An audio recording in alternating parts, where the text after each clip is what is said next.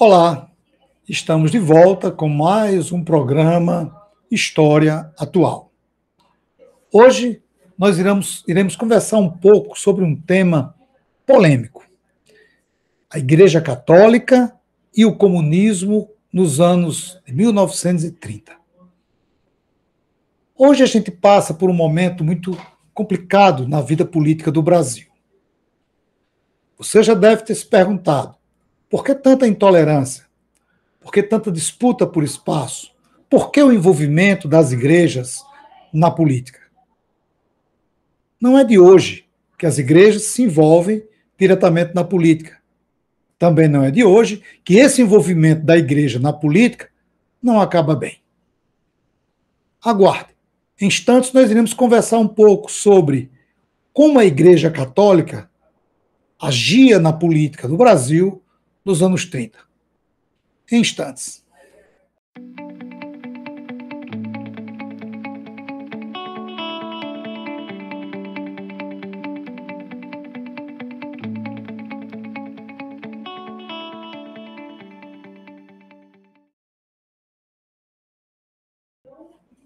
Conosco hoje nós teremos uma entrevistada muito especial. Nós iremos tratar do tema a Igreja Católica e o comunismo nos anos 30. Iremos conversar sobre a Igreja Católica e a construção do discurso anticomunista através da imprensa. A nossa entrevistada, a professora Micarla Rebouças. Micarla é graduada em História pela Universidade do Estado do Rio Grande do Norte, com mestrado em Ciências Sociais e Humanas, também pela Universidade do Estado do Rio Grande do Norte. Atua como professora de História da Rede Estadual de Ensino do Rio Grande do Norte, na cidade de Mossoró. E desenvolve pesquisas na área de História, com ênfase no estudo do anticomunismo na imprensa católica do Brasil republicano. A professora Micarla tem uma vasta produção na área de sua pesquisa. Destacamos aqui algumas dessas produções. Ela é autora do artigo Velho Inimigo, o jornal católico A Ordem e o discurso anticomunista no Rio Grande do Norte, em parceria com Marcílio Lima Falcão, pela revista Sertões, no ano de 2013. Micarla também publicou em livros e destacamos aqui duas publicações que fazem parte de obras já publicadas. A primeira, Uma Aurora que Goteja Sangue, intelectuais católicos e a produção do discurso anticomunista no jornal A Ordem, 1935, na obra Capítulos de História Intelectual do Rio Grande do Norte, primeira edição, editora do IFRN, 2018. Outra publicação da professora Micarla é Tempestade Comunista, o jornal A Ordem e a escalada repressiva pós-35, na obra Sociedade e Cultura do Rio Grande do Norte, Diálogos Interdisciplinares, primeira edição, Mossoró, editora da UFERSA 2021. É com muita satisfação que nós iniciaremos esse bate-papo com a professora Micarla Rebouças. Seja bem-vinda, Micarla. Obrigado por ter aceito o nosso convite e é uma grande satisfação dividir esse espaço com você e aprender um pouco sobre as suas pesquisas nesse campo. Eu gostaria de começar a nossa entrevista, Micarla, perguntando qual o papel da Igreja e sua relação com a imprensa nos anos de 1930.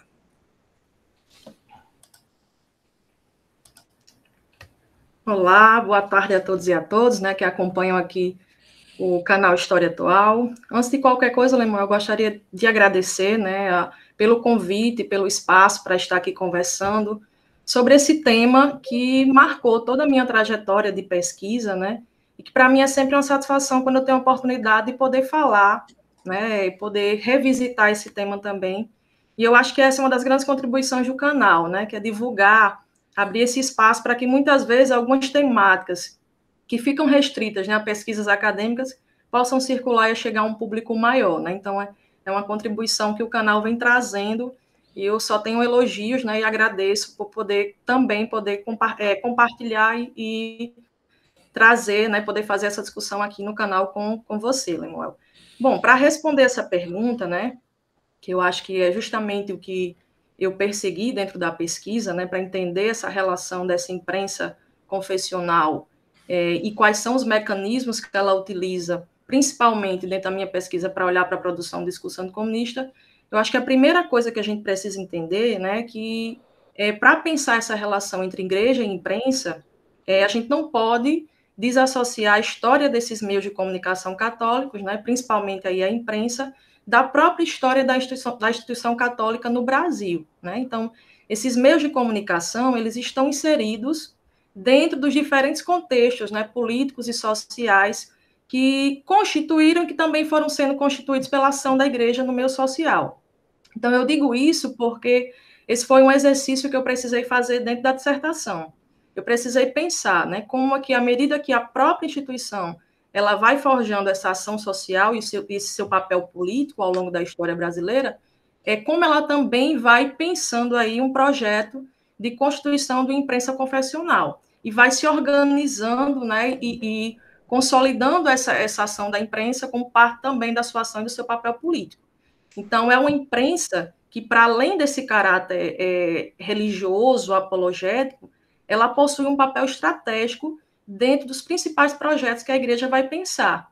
E ela vai ter um papel fundamental na circulação dos discursos católicos, né, aqui no Brasil. Então, em cada fase, cada momento histórico que a igreja vivenciou, e aí pensando principalmente as transformações institucionais, né, a própria transformação do pensamento católico também ao longo da história brasileira, em todos esses momentos, a imprensa ela vai sempre se colocando como uma parte fundamental, né? Ela que vai dar voz a esses projetos, né, políticos da instituição. Ela vai ser uma espécie, né, de termômetro dessa ação social e política da igreja. Então, a leitura desses periódicos, a leitura desses jornais, vão nos dando aí as dimensões dessa ação social e política da igreja. Então, para a gente fazer um resgate dessa história da imprensa católica, né, os jornais católicos começam a circular no Brasil na primeira metade do século XIX. Então, nesse contexto, nós temos uma igreja que está sob a tutela do Estado, né, a partir das proposições aí do padroado. Então, se a gente for revisitar esse momento aí da história do Brasil e dentro desse corpo jurídico do padroado, o rei ele tinha autoridade para aceitar, para rejeitar as bulas papais, para escolher representantes da igreja, para autorizar a construção de igrejas, né, e uma série de outras prerrogativas jurídicas, né, que acabavam, de certa maneira, tirando a autonomia da instituição católica. Então, é tanto que alguns autores colocam que a igreja, nesse momento, ela acaba se tornando uma espécie de repartição pública do Estado, né? É uma igreja que se mantém subordinada ao Estado e que se adequa a esse projeto colonizador, né, inicialmente, também dentro do Império, e que vai estar em conformidade, né? E para isso, por estar em conformidade, também ela vai receber os benefícios, né, os privilégios aí da oficialidade da religião católica. Então, é um momento em que o catolicismo brasileiro, durante a colônia, o Império também, ele se mantém, né, por essa subordinação que está prevista dentro do padroado, ele vai estar completamente distante do catolicismo romano, né, dos padrões romanos. Então, nesse momento, nós temos uma interferência muito pequena, uma interferência mínima das diretrizes da Santa Sé aqui, né, na igreja. E você tem um controle mais rígido por parte do Império. Então, nessas condições, dentro aí dessa conformidade da igreja, do projeto colonizador e dentro do Império também, por essas amarras do padroado, você não tem condições praticamente para que haja ali uma expansão organizacional, para que a igreja pudesse se gerir institucionalmente com autonomia. Né? E nem muito menos nesse momento vai haver condições para o desenvolvimento de um projeto em torno de uma imprensa católica forte. Então, diante desses entraves, né, nós temos uma imprensa ainda muito incipiente, que possui uma produção artesanal, que tem um raio de ação ali muito limitado e que, na verdade, funciona basicamente como a extensão do catecismo, né, nesse momento. Então, essa realidade ela só começa a mudar já no final do século XIX, quando a gente tem aí o contexto da chamada romanização, que aí é um contexto de reorganização institucional da igreja, que vai estar baseado aí nas determinações romanas. Ou seja, é o momento que a Santa Sé passa a buscar um maior controle das igrejas nacionais. Então, nessa reorganização, né, e na busca pela centralização das igrejas nacionais em torno de Roma, se busca uma coesão das forças católicas. Né? E por quê? A igreja, naquele momento, ela vai travar um combate ferrenho com os chamados males da modernidade. Né? Então, leia-se aí liberalismo, racionalismo, socialismo, que questionavam, né, a influência ideológica da igreja. E por isso que eram vistos como males a serem enfrentados. Então, a Santa Sé precisava, nesse momento, reunir forças, né, para esse embate. E aqui no Brasil, nós temos, dentro desse contexto, o advento da República, né, a separação total entre igreja e Estado. E a partir aí do fim do padroado. E, por consequência, nós temos aí o fim desses privilégios da oficialidade, né, da religião católica. Então, a própria Constituição Republicana, ela vai trazer aí, né, de uma vez só, o ensino leigo, a liberdade de culto, né, o casamento civil, e o casamento civil como o único que teria validade jurídica, e também, né, a secularização dos cemitérios. Então, essa nova conjuntura, ela vai trazer novos rumos para a instituição, né? E são rumos que inicialmente podem parecer negativos, né? Que a gente pode pensar à primeira vista que podem ter sido negativos, mas aí para a maior parte dos estudiosos da história da igreja, mesmo diante de todas essas perdas, né, que a separação com o Estado vai trazer, essa separação ela sinaliza, para além dessas perdas, novas possibilidades. Então a igreja passa a ter agora uma maior autonomia, né, que traz também aí o desafio de se repensar institucionalmente. Né? Até então, você tem essa igreja atrelada ao Estado e funcionando como uma repartição, como eu disse. E a partir de agora, a partir dessa separação, né, a Cúria Romana, a Santa Sé, passa a desenvolver uma série de estratégias visando essa reorganização. E aí nós temos uma política muito forte de expansão das dioceses pelo território nacional, né, a vinda de muitos padres estrangeiros, a abertura de seminários, a reabertura de conventos. Então, a partir dessas estratégias, vai ocorrer uma revitalização das bases institucionais, né, até então muito enfraquecidas por essa submissão ao império, né, ao Estado. Então, entre os setores que vão estar contemplados nessa nova lógica organizacional, vai estar justamente a imprensa, né, que mais do que nunca ela vai surgir aí, vai acenar como um instrumento, né, de defesa e reafirmação dos ideais católicos frente a essa pretensa laicidade do Estado republicano. Então, dentro do projeto de reorganização institucional promovido pela Santa Sé, vai se evidenciar aí a necessidade urgente de se difundir, né, a causa da chamada boa imprensa, que faria frente, né, à difusão dos princípios anticlericais, né, desse período laico aí republicano. Então, começa-se, de fato, aí a pensar políticas de incentivo, nesse momento, né?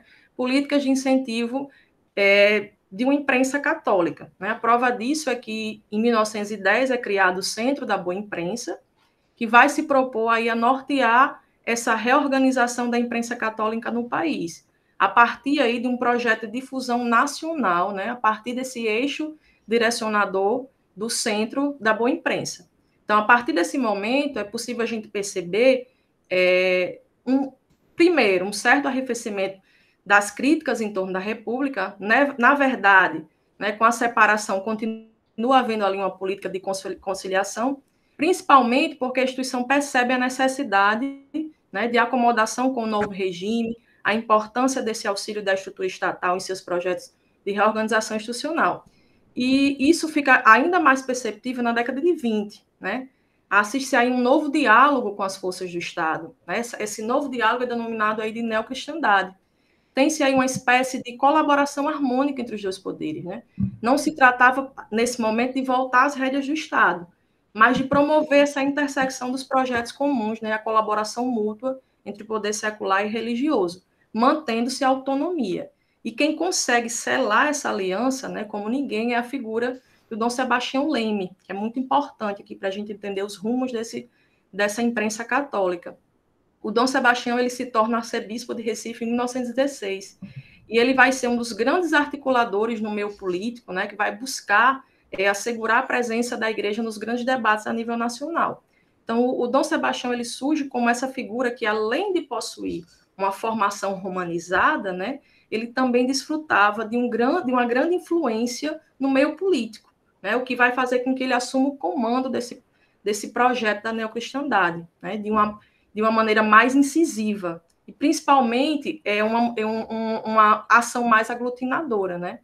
Então, ele vai ser o grande responsável pelo aumento da esfera da influência da igreja e vai investir principalmente, né, no fortalecimento da imprensa, formação também aí de centros de estudos, constituição de espaços de sociabilidade para a igreja, que vão ser pensados como a base desse projeto de recatolização que começa a se desenhar aí nesse momento, ganhar uma forma realmente aí nesse momento.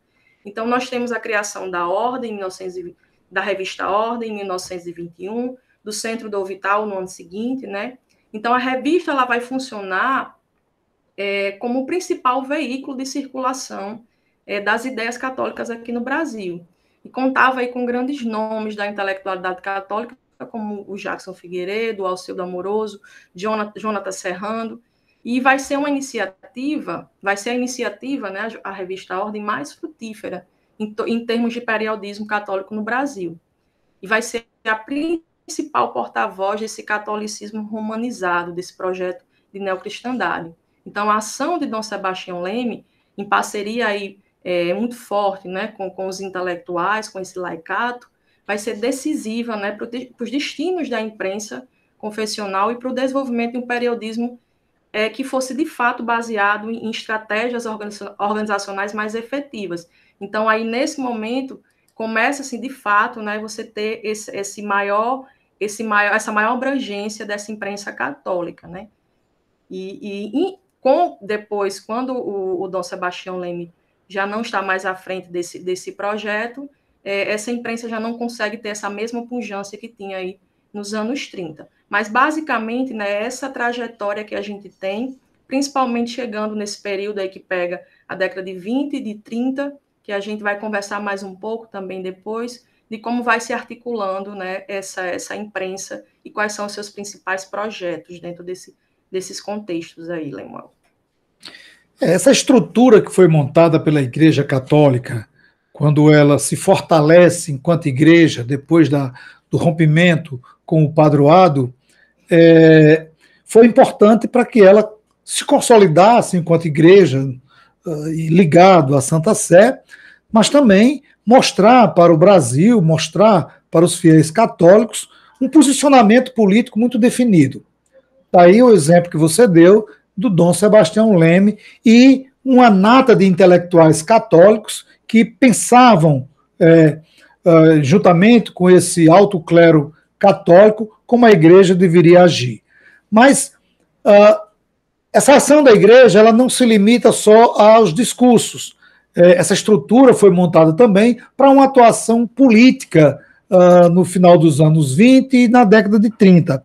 É possível fazer um paralelo entre a revista Ordem, foi de 1921, o Centro Dom Vital, 1922, e a Liga Eleitoral Católica, que foi criada em 1932, no contexto do projeto político da Igreja Católica, Micarla? Sem dúvidas, Samuel. Esse projeto, né, de sacralização da política, esse objetivo de aumentar a presença da igreja na sociedade, né, que está dentro desse projeto, dentro desse contexto da neocristandade, ele vai ter como principal objetivo imiscuir esse pensamento católico, né, e seus projetos em todos os ambientes possíveis, né, seja aí nos espaços acadêmicos, na política, na sociedade de um modo geral. Então, como um sujeito que circula nos principais espaços aí de sociabilidade da intelectualidade brasileira, o Dom Sebastião ele compreendia que a regimentação desses intelectuais, né, e a criação de espaços de atuação que congregassem esses intelectuais em torno dos pensamentos dos projetos da igreja, seriam o grande mecanismo para o desenvolvimento de um catolicismo de fato militante, e que era tão necessário, né, dentro desses anseios dessa neocristandade. Então, os intelectuais, eles seriam os responsáveis pela efetivação dos projetos católicos na esfera pública. Então, entre as principais iniciativas, como eu já tinha comentado também, você tem aí a revista Ordem, de 21, que é criada em 21, a fundação do Centro do Vital em 22, e a elaboração também de um projeto nacional para a Liga Eleitoral Católica, né, que é criada em 1932, e ainda também a Ação Católica Brasileira. Então, esses espaços, eles vão contribuir de uma maneira decisiva para esse engajamento dos intelectuais católicos, principalmente dentro do campo político, né? Dentro desses projetos de argumentação dessa intelectualidade, a revista Ordem ela vai ser idealizada aí por Jacques Figueiredo, né, com a colaboração direta do Dom Sebastião Leme, e naquele momento a revista ela vai funcionar como espaço para que os intelectuais pudessem apresentar, divulgar suas ideias, né, analisar o cenário social e político da época, e obviamente, né, esses posicionamentos estariam sempre em consonância com as ideias, né, com o pensamento católico. Ou seja, a revista ela se torna o principal veículo para a defesa dos projetos em torno da recatolização, em torno dessa neocristandade e dessa maior participação da igreja no campo político e social. Então, como a própria revista lá traz, né, já na sua primeira edição, o objetivo que a revista tem naquele momento é ordenar essa sociedade nos pilares do catolicismo. Então, a partir desse objetivo, a revista ela se torna o principal lugar de fala da igreja e que vai reverberar, né, sua mensagem em uma rede de veículos de imprensa por todo o território nacional. É comum nesse momento, né, que os veículos católicos de todo o território nacional reproduzam o conteúdo da revista, né, em suas páginas. Então, somado a esse esforço, nós temos também, em 1922, a criação do Centro do Vital, que estava ligado à revista, né? Então, a função do centro naquele momento era disponibilizar um ambiente, né, de debate, de circulação de ideias em torno dos principais projetos da igreja. E ele vai ter sedes espalhadas aí pelas principais cidades do país, né? Então, as atividades do centro aí estavam entre palestras, formação de religiosos, a organização de um espaço onde fosse possível, né, encontrar publicações religiosas para a sociabilidade entre os intelectuais católicos, realização também de retiros, né, naquele momento, e outras atividades que estavam dentro dessa agenda de formação de uma consciência nacional cristianizada, porque era esse o grande projeto que estava aí no bojo da neocristandade, e que pudesse, né, lançar a igreja dentro dos principais debates políticos daquele momento. Então, é justamente para fortalecer essa presença no cenário político, né, é que essa intelectualidade, juntamente com segmentos também da classe média e liderados aí pelo Dom Sebastião, vão estar envolvidos na criação da Liga Eleitoral Católica, a LEC, aí, em 1932. Então, a LEC vai ser a principal iniciativa adotada pela igreja para, de fato, né, conseguir se articular e angariar espaço no cenário político. Então, ela surge em um ambiente de instabilidade política, logo após a chamada Revolução de 30, e a igreja aproveita esse momento para buscar, né, definitivamente essa reinserção na esfera política nacional. Então, a Liga tinha como função supervisionar, selecionar, recomendar ao eleitorado católico os candidatos que fossem, né, aprovados pela igreja.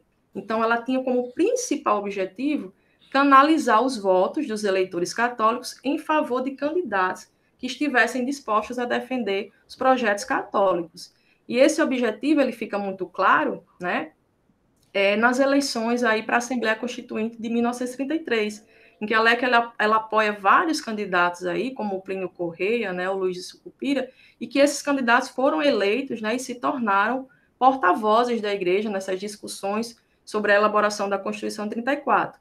É tão efetiva essa ação da LEC que várias pautas católicas, né, foram atendidas dentro do texto constitucional justamente por essa ação da LEC, que é pensada aí nesse espaço aí de debate que os intelectuais trazem nesse momento aí nos anos 30, né, e que vai ser essencial justamente dentro da imprensa também essa articulação entre imprensa e essas outras instituições, como a Ação Católica e a LEC, para conseguir consolidar esse projeto de recatolização, né, no plano nacional e também local. A gente percebe aí pela fala da professora Micarla que a preocupação, uma das preocupações da Igreja Católica era eleger representantes terrivelmente católicos. Veja, gente, que se assemelha muito com o que a gente está vivendo na política hoje, né? Quando gestores, encabeçados pelo próprio presidente da República, faz um discurso de que o país, tanto nas assembleias legislativas, nas câmaras de vereadores, no Congresso Nacional e até no Supremo, tenhamos representantes terrivelmente evangélicos, né?